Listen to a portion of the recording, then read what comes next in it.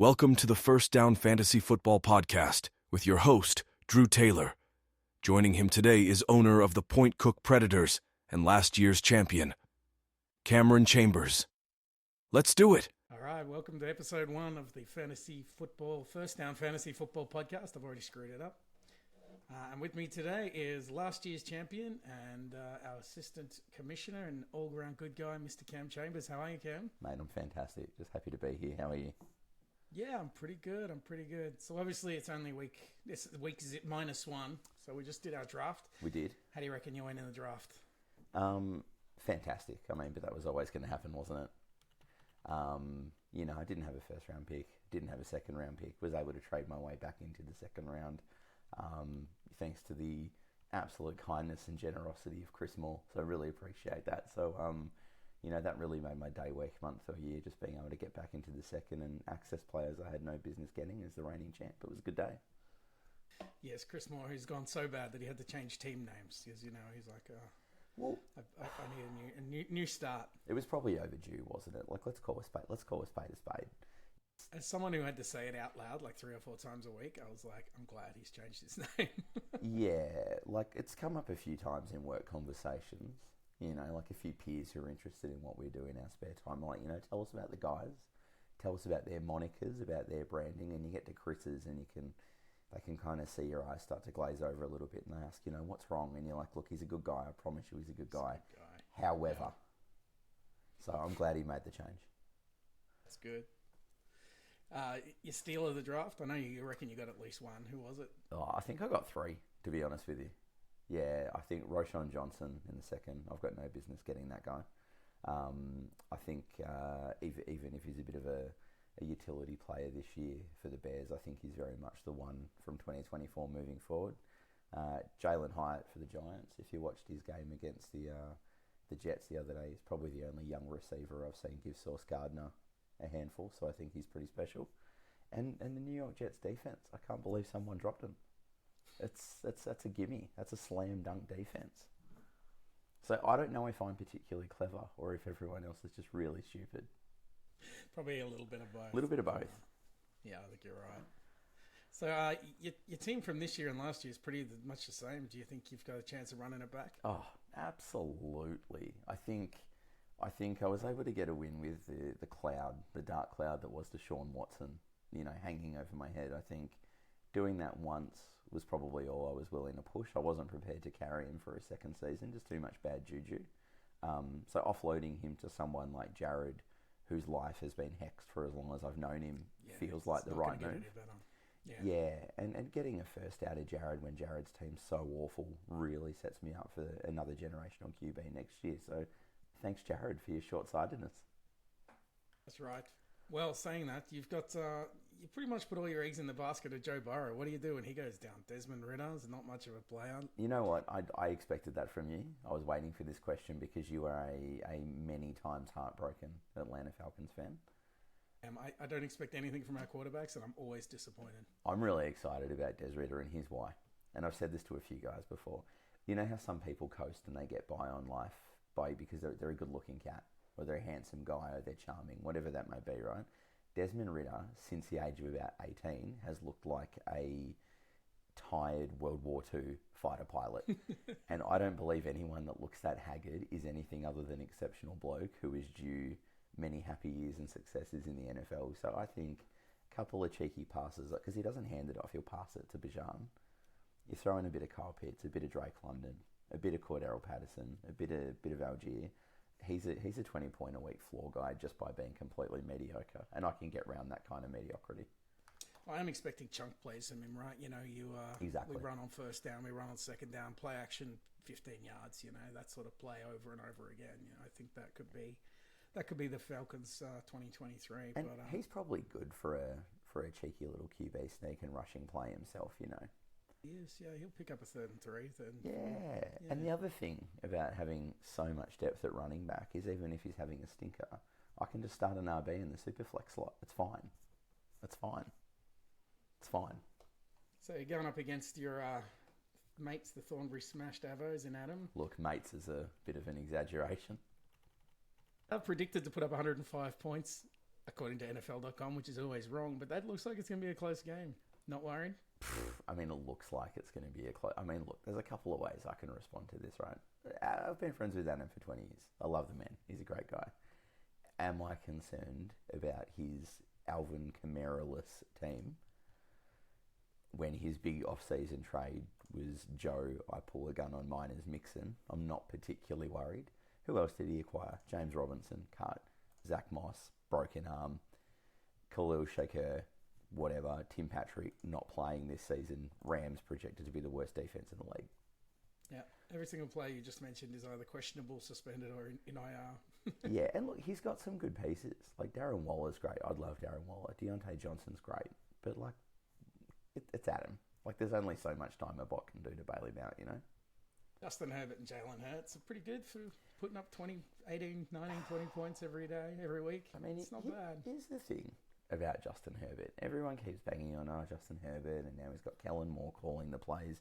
Drew, you and I have watched this game for long enough to know that if anybody, the Chargers are going to find a way to fuck it up. Yeah. I mean, I don't doubt that for a second. If anyone's destined for some kind of career-altering injury this year / just profoundly bad run of luck, you're looking at a Justin Herbert broken leg, Keenan Allen gets struck by lightning on the one day it rains in Los Angeles, and Mike Williams falls off the sand at Santa Monica Pier or something. Like, that's the kind of luck that franchise is afforded. Yeah. I wish you could gamble on that sort of stuff. That's good. You should be able to. If we were serious about sports gambling at Diamonds, those are the kinds of odds we should be offering. Yeah, I like those ones. Yeah, I thought you might. So it doesn't look like you're going to start any rookies, at least the first couple of games out. You feel like you're saving them for next year, or you just haven't set your line yet?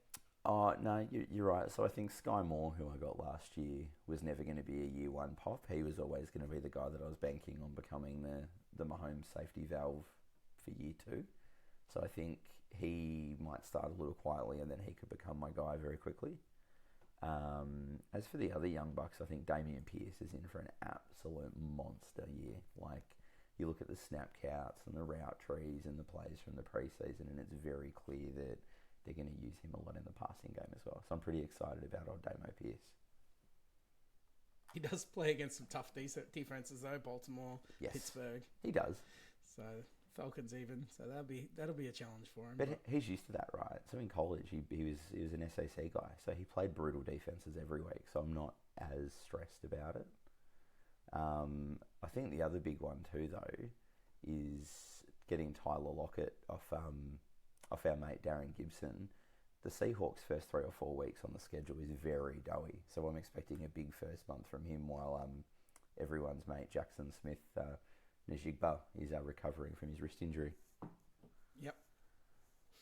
All right, let's go through some predictions. I'll give you the nice easy one first. Hit me. Hyenas versus the Wallet Warriors. So the Hyenas, is that you? That's me. The Hadfield Hyenas predicted 84 points. Wallet Warriors 112. So that's a gimme. Let's have a look. Let's go to something a little bit. Nah. You know what? I'm backing you in, Druzy. Let's go the Hyenas. Let's go the Hyenas. I reckon the Hyenas. Maybe if Josh Allen gets hurt in the first snap. Well, I'm looking at Cripps' team, right? Kenny Walker's not that sick. People want to talk about Rashad White and the Buccaneers. It's not very good. Justin Jefferson, obviously amazing, but the Vikings are tipped to be one of the 4 biggest regressive teams this year. His tight end's a mess. You know what? You've got Cripps this week. Let's do it. Yeah, well, I look forward to that coming true. I got your back, buddy. Right, speaking of Chris Moore, Mooresville Mutants versus the Mernda Maulers. This is a battle of who could care less. It really is. It's just a race to the bottom, isn't it? Like, this is, when your kids come home from school and say, oh, this kid's picking on me, and you say, don't worry about it because they're going to work the Macca's drive-through till they're 50. This is that, but the fantasy football equivalent. Yeah. So I don't even know if Mernda Maulers even have a chance. What happens? I don't know. Oh, Chris is going to massacre him this year, but it's very clear that Darren Gibson's got his eye on Caleb Williams in 2024. Very clear. Very clear. Might be something we can all take advantage of. I think so. All right, another one that's probably not going to be that competitive. Who knows? The Reservoir Rumble Ponies against the South Morang Sasquatch. Dan, you want to hear it? Starting Jared Goff. You want to hear a controversial take? I think Fui's team is low-key stacked, and he could be one of the three teams I'm the most concerned about this year. Yeah, well, you can never back out of Patrick Mahomes. I mean, Yeah. Jesus Christ. So you got Mahomes averaging 24 a week, right? I reckon Jordan Love is sick. And he got Zach Charbonnet in the draft. He's already got Aaron Jones. He's got Odell Beckham. He's got Tyler Boyd. He's got Tyreek Hill. He's got Travis Kelce. Yep. I actually reckon Fui's got him. Wow, it's going to be a big score then. They'll both probably get over 100 points, I reckon. I reckon you're looking at both of them north of 110. North of 110. You can book it. All right, I'm taking it. All right, another name change for us. We've got Glebe Fantasy Team with Nick against Simon Surf Coast Rats. Predictions are pretty straight on about 100 each. I'm just impressed with the level of creativity Nick's applied to his team name. Like, for a man who's delivered so many zippy one-liners in his time, he's really given us the full court press on this one. Changed his name more than anyone as well. I reckon, and I do look, obviously very fond of both guys, and I think Simon's got a really good team. Simon could be, he's a big problem this year as well. I'll give it to Simon this week, but don't sleep on Nick's team. I think they're the kind of team that's going to round into form. I think Brandon Ayuk's he's going to be the man in San Francisco by week 6. I think Dalvin Cook's going to get injured at some point, and Breece Hall's going to be the man. I think Saquon Barkley on a 1-year deal is just going to be ballistic. I think the Steelers' defense is going to be ridiculous, and he's got some really good kind of secondary guys as well. So Nick's team's pretty good. They're low-key good. Yep, I think you might be right, but yeah, I think Simon takes that one down. All right, Jared versus Luke, Thrashers versus Footscray Ferals. Let's check they're both well under 100 points, but it kind of speaks to how garbage Jared's lineup is, right?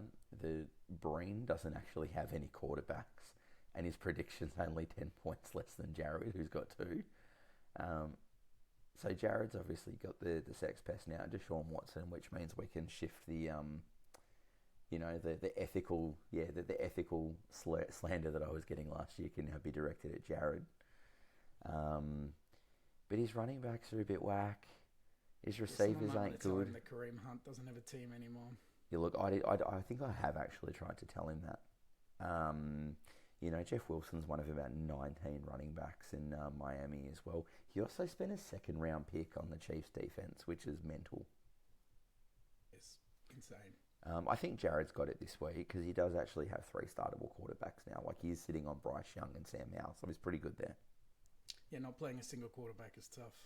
I do think, given Jared is both projected to have a shit season and has 3 startable quarterbacks, I do see a trade in his future. He would be wise to trade one of them for a significant difference maker, a running back or receiver. If you're listening, Jared, that's my advice. Hopefully he is. All right, the last one.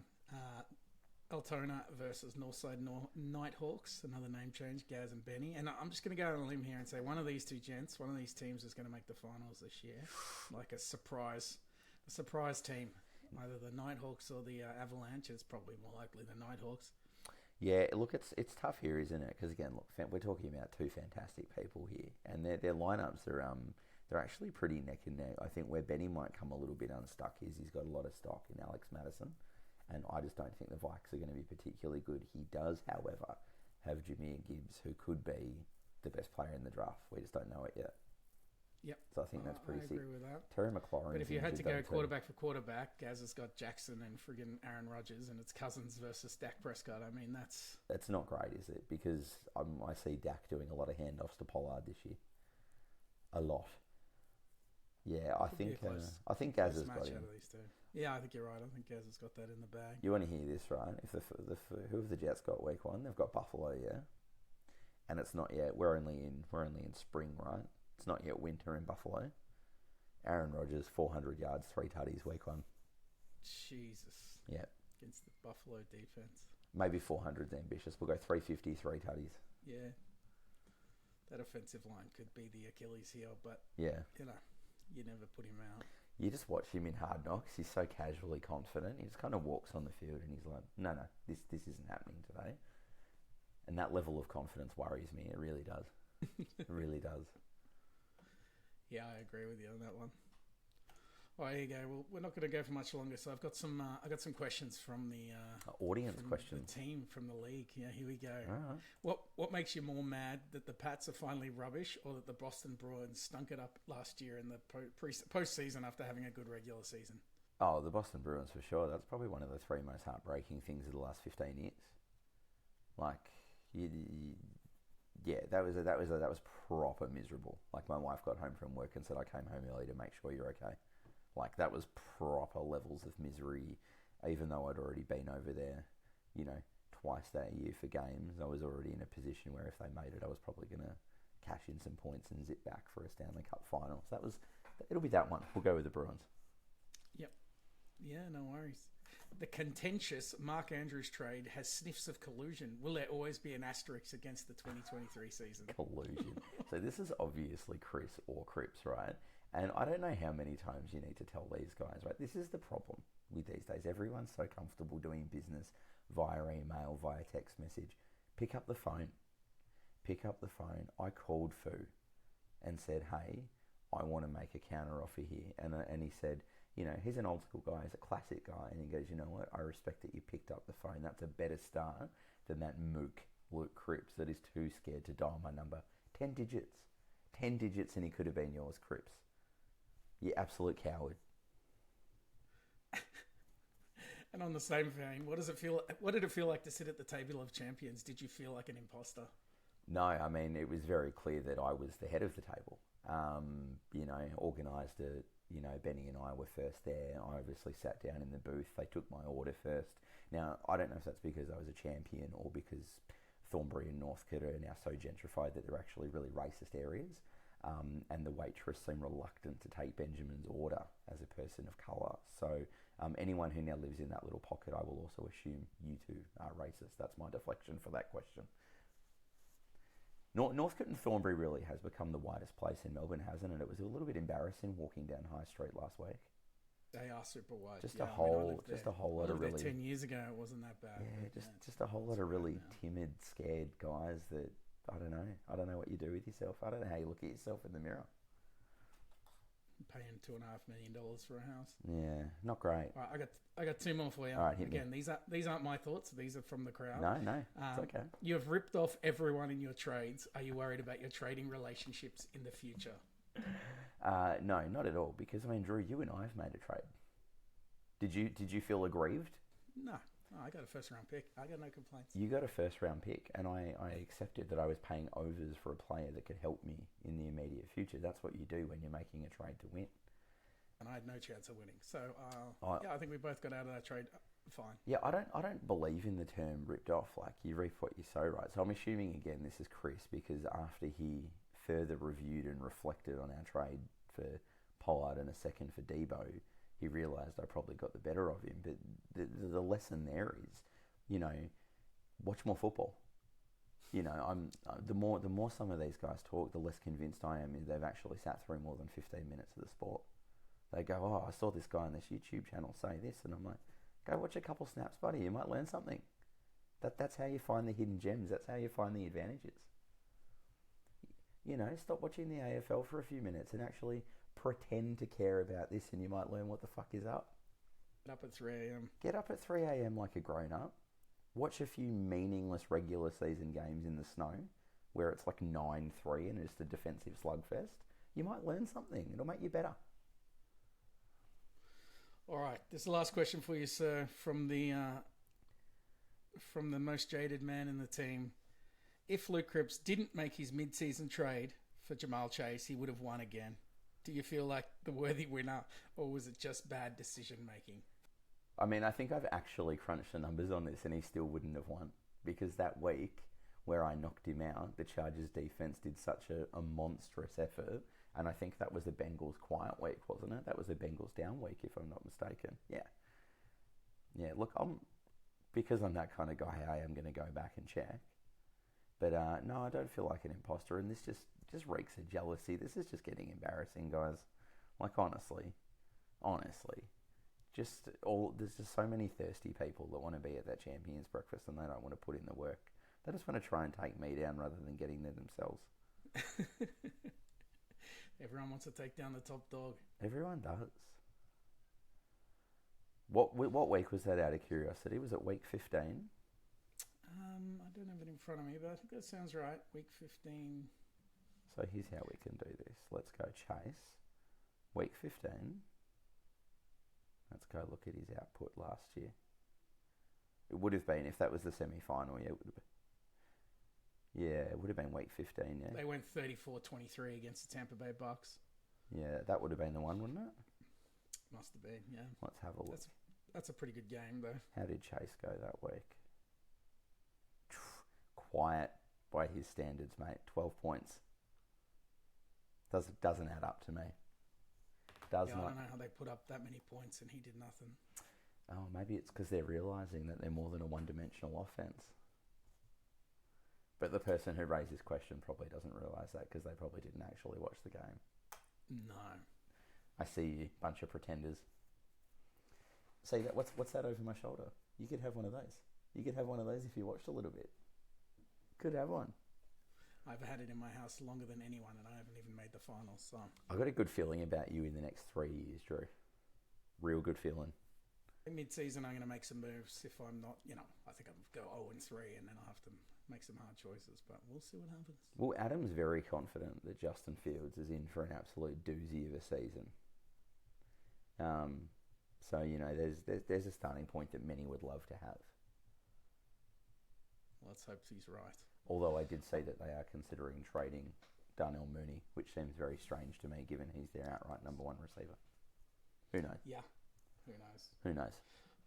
All right, brother, we might leave it there. Thanks very much for your time. Thank you for your time. Any opportunity I have to slander 12 of the biggest dead shits I know, I'm going to take it. I'm sure we'll get you back during the season. I would love to be back. All right, see ya.